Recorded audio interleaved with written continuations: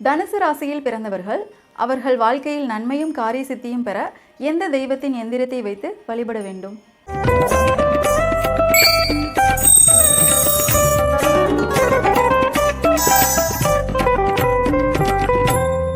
தனுசு ராசிக்காரர்கள், தனுசு என்று சொல்லும் பொழுது குருவின் வீடு.